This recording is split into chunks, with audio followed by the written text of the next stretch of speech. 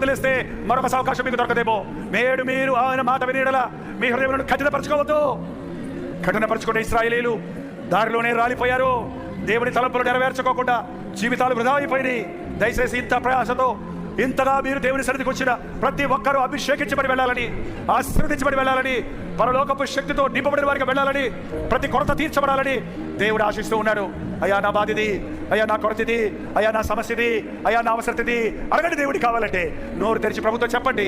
సమస్తమును చేయగలిగిన, అసాధ్యాలు సుసాధ్యాలు చేయగలిగిన దేవుడు, మూయబడిన గర్భాలు తెరవడానికి, అప్పుల సమస్యల నుంచి విడిపించడానికి, వైద్యులు పెదవిరిచిన విషయాల్లో కూడా అద్భుతమైన స్వస్థత నీకు సమకూర్చడానికి, నీ సంకటాలు కుదర్చడానికి ఈ రాత్రి మన మధ్య సంచరిస్తూ ఉన్నాడు.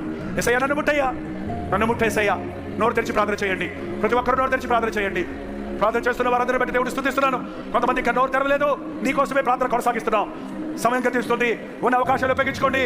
అడుగుడి మీకు ఇవ్వబడను, నా నామంలో మీకు ఏది ఇష్టమో అడగండి ఇస్తాను, మీరు ఏమడిగినా ఇస్తారన్న ప్రభు. అడగమంటున్నాడు, అడుగు. నీ బాధ ఏదో నాకు తెలియదు, నీ అవసరం ఏదో నేను అడగను, కానీ దేవుడికి తెలుసు. కానీ నువ్వు అడిగితే కానీ ఏమంటున్నాడు, అడుగు అడుగు.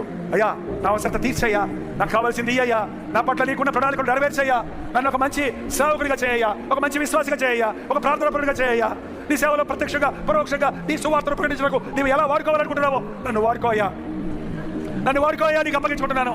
రెండు చేతులు ప్రభు వైపు చాపి, ఇదిగో ప్రభు నా జీవితం నీకు అప్పగిస్తున్నాను. నన్ను వాడుకో ఒక తల్లిగా, తండ్రిగా, నన్ను వాడుకో ఎవరిస్తున్నాలుగా, నన్ను వాడుకో ఒక ఉద్యోగస్తురాలుగా. ప్రభు చెప్పండి, మీరు ఎక్కడున్నారు అక్కడ దేవుడు ఆ రోజు నెహెమ్యాను వాడినట్లు, దానియేలు వాడినట్లు మిమ్మల్ని రాబో దినాల్లో వాడుకోబోతున్నాడు. ఆత్మల రక్షణార్థమై ప్రతి ఒక్కరు నోరు తెరిచి ప్రభుత్వం చెబుదాం. ఇదిగో దేవ నా జీవితం, ఇదిగో నా సమస్తం నీకే. ప్రభుత్వం చెప్పండి. పరిశుద్ధుడా ప్రేమగల తండ్రి, ఒక్కసారి నీ బిడ్డలు చూడు నాయన.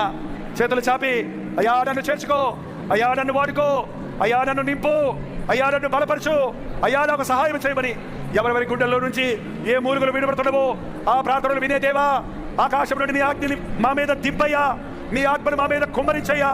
ప్రేమ లేని ఈ లోకంలో నిస్వార్థమైన జీవితాలు జీవించడానికి, క్రీస్తు ప్రేమను పంచడానికి నీ ప్రేమతో మమ్మల్ని అభిషేకించయ్యా.